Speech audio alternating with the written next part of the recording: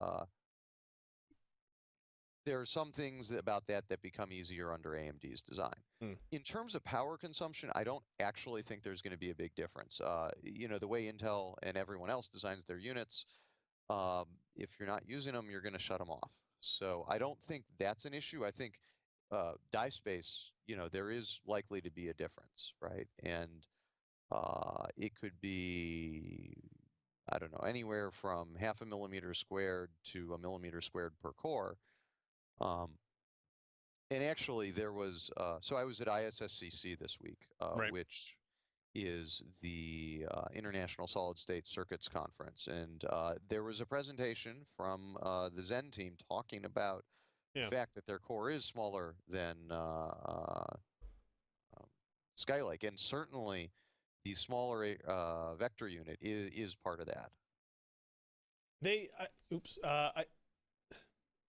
I guess if you were there at the talk, they were very clearly talking about the core itself, not the entire die, not Yeah, that's integrating any of the graphic subsystems or something like that Yep. Zen would not have included, right?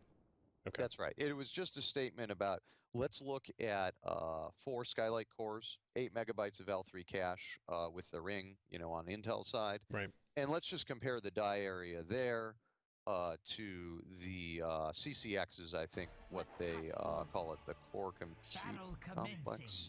But 4 Zen cores and the L3 cache, and the designs there are pretty different, and they also did a more in-depth core-to-core comparison. And yeah, so I mean, it shouldn't be a surprise to anyone that the Zen core is smaller because it's got much narrower floating point units. Now, the one thing I will say is they do have a larger L2 cache, which is pretty cool. So there'll be some workloads where that does help AMD out relative to the Skylake client core. Gotcha. Right. Isn't it kind of interesting how the SRAM seemingly scales between Intel and then what we're assuming Samsung GlobalFoundries process? Yeah, well, Intel is, there is no one better out there at making SRAM than Intel. And so for those who don't know, right, the way your cache works is, we've got, say, 512 kilobyte cache. Each of those bits is stored in a single SRAM cell. And then, they're all chunked together in a giant array.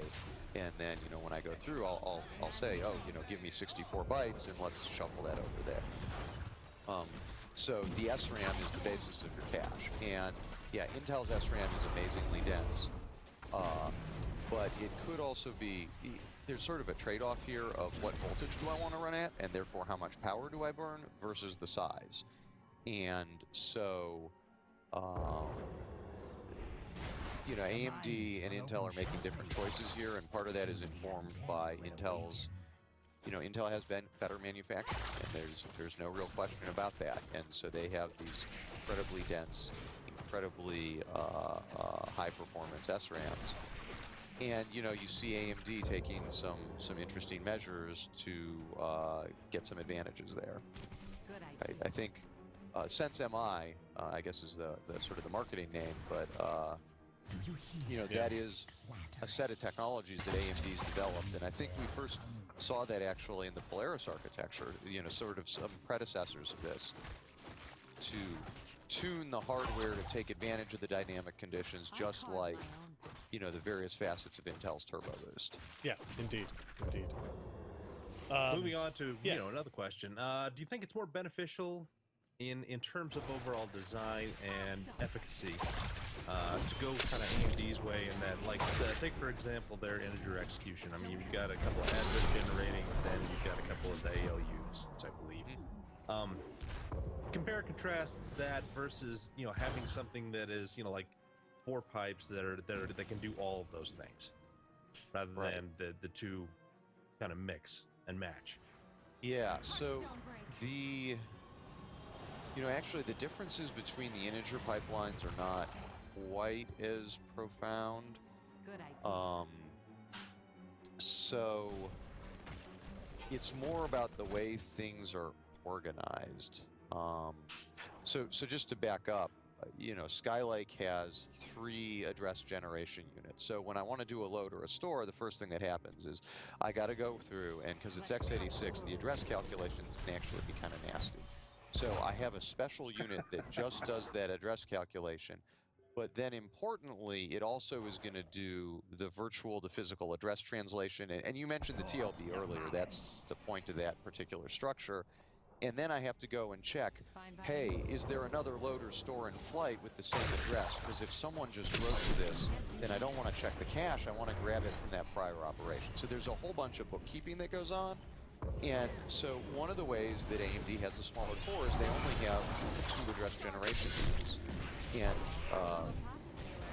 so for workloads where you don't need that third one, now they've saved some area, they maybe saved a little bit of static power, and they saved themselves some design headaches. But, for workloads that are richer in IPC, where you can really sustain, 2 loads in a store per clock, Skylake is going to have a big benefit. So, for example, LinPack,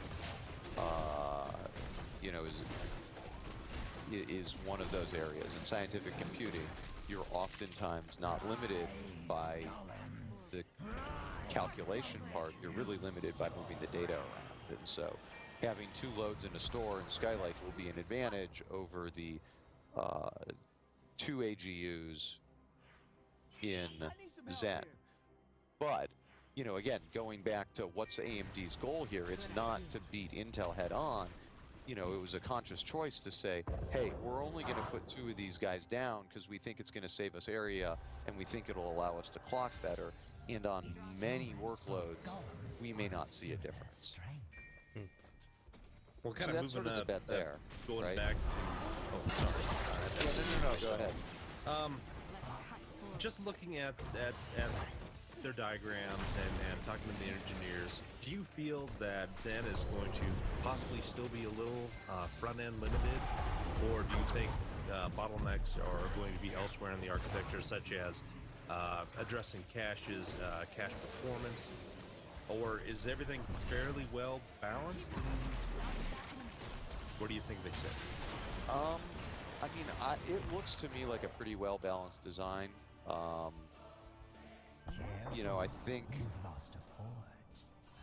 I think a lot of the engineering management and the design process for Zen was a lot more robust and thorough than with Bulldozer.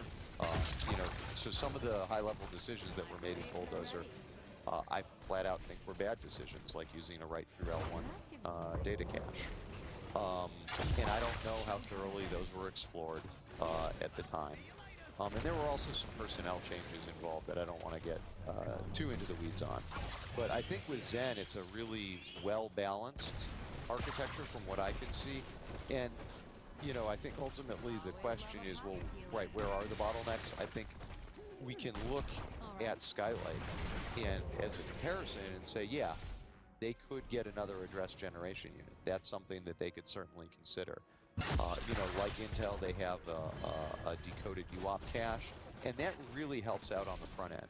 As long as you're operating out of that UOP cache, I think the front end shouldn't be really much of a problem, and you're going to be more limited by, brand prediction is always something that it is good to improve, and then, I think the memory hierarchy, getting data into and out of the caches, the L2 cache, the L3 cache, all that stuff is probably the next place where I'd start looking, I think. Do you like their decision to go with the exclusive L1, L2, and then use the L3 as a victim cache? Yeah, I do, actually. So, as context, the Zen caches, the L1 instructions and the L1 data are included in the L2. And so that's great because I waste about 100 kilobytes of data, or maybe 128K of data out of that L2. But in return, it means that when I'm doing coherency between cores and they're trying to talk to each other, I only need to bother the L2 cache from another core for the most part.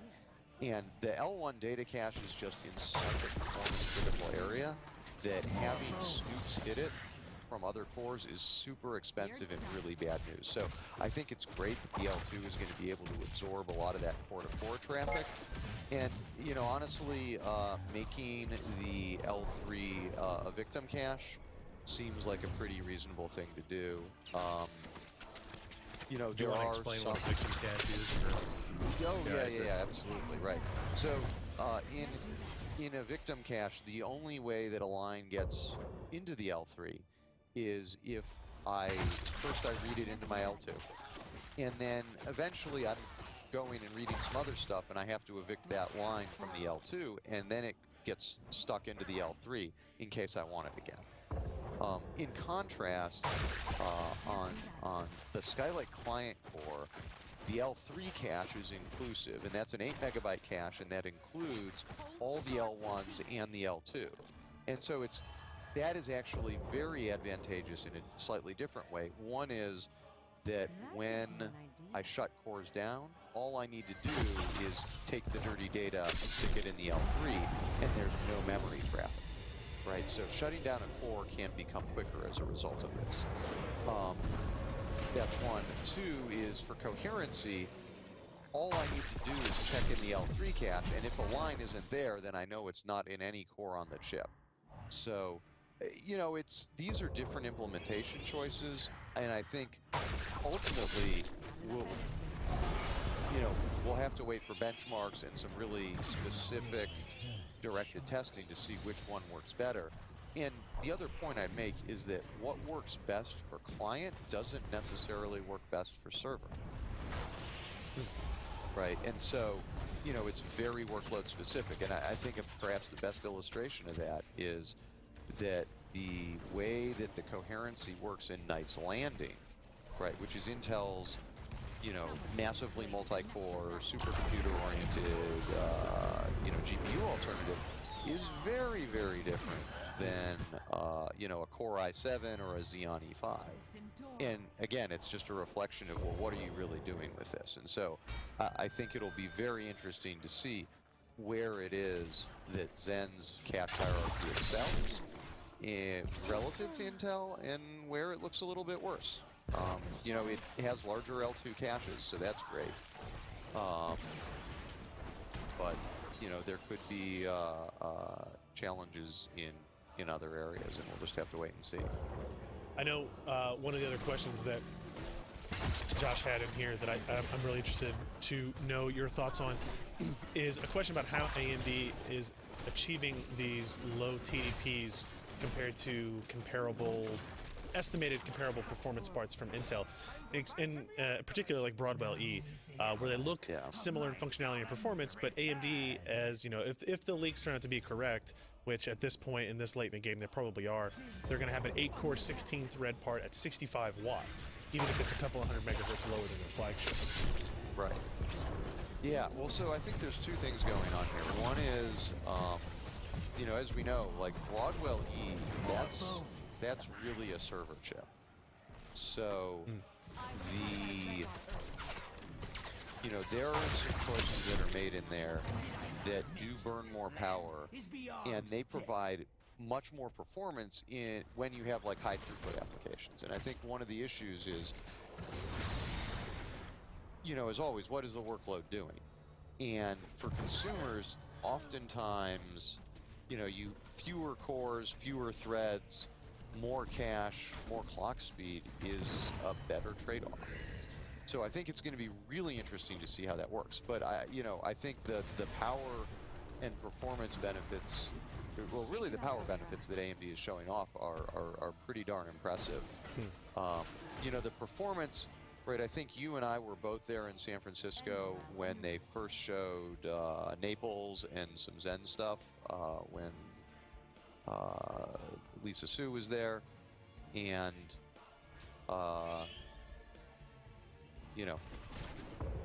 they had performance numbers, but those were for benchmarks that AMD has chosen. Right. And I think ultimately the trust but verify, I think, is what they say. So I'm really eager to see what happens when you and everyone else gets their hands on these chips, because I think that's much more telling than a benchmark that's been selected by a vendor. But Always. I certainly have high hopes for AMD. Josh? Yeah, we could probably. I was originally going to ask you about, if you were a CPU designer, what aspect of Zen would you improve? But you kind of answered that one previous about talking, improvements on branch and TLB, and then maybe look at the cache after that. So you can skip that one. But do you think of any major ideas or design aspects from Bulldozer that may be carried over into this next generation? Something they did that you consider, pretty decent, like the latest excavator models. No, it's all crap. Throw it away. No, not at all. I'm trying to think. So, I mean, obviously, it looks to me like they probably reused a lot of the ALUs and integer execution units. Honestly, I think the floating unit looks nearly identical to right. what was in one module on Excavator. Yeah, well, and so I think they might have stuck with that just from a balance standpoint. But if I had to guess, I mean, I don't think that there is a lot that was necessarily carried over. I mean, maybe microcode and some of the ways of handling really complicated instructions, but I think the key, I was at a presentation once where Intel talked about, maybe it was Penryn.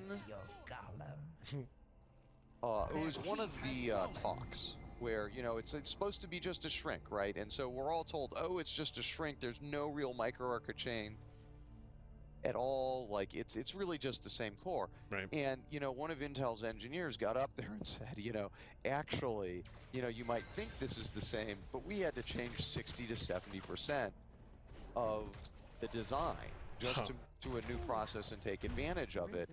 And so, and I think looking at 28 nanometer with planar transistors and high K metal gates versus 14 nanometers with FinFETs, that's such a huge change that I think my guess is that the team at AMD looked at everything in Bulldozer and says, okay, these are some building blocks we can call on, but we need to reevaluate almost every single decision we've made. Yeah, it's going to have pretty much essentially a clean sheet from that point on once they get a high level, flow going. Yeah, and I mean, look, you engineers are by definition lazy because it's about doing the most with the least.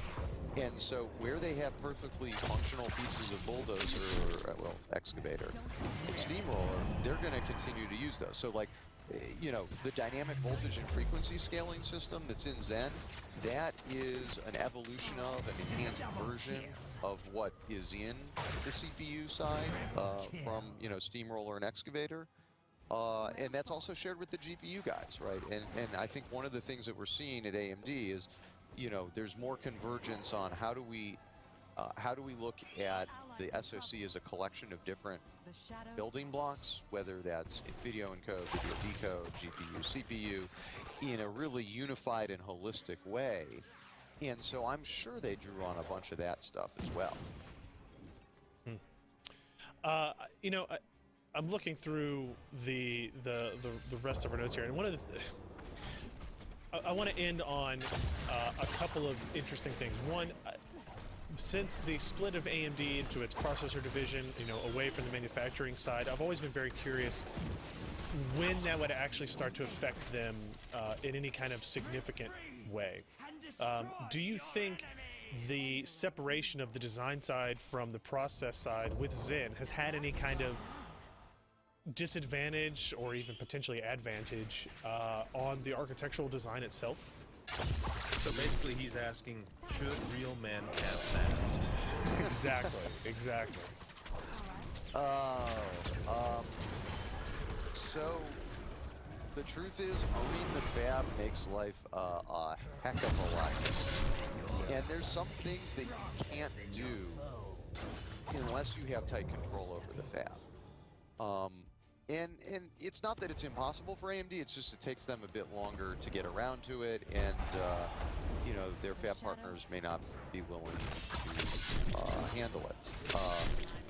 So it's So- kind of like I hire a tailor Always underestimate. 24 hours a day, and whenever I want clothes, I can get it to my exact specifications. As compared to what they're doing now, is I'm shopping at Kmart, and if I find something on the shelf that kind of fits, that's what I gotta buy.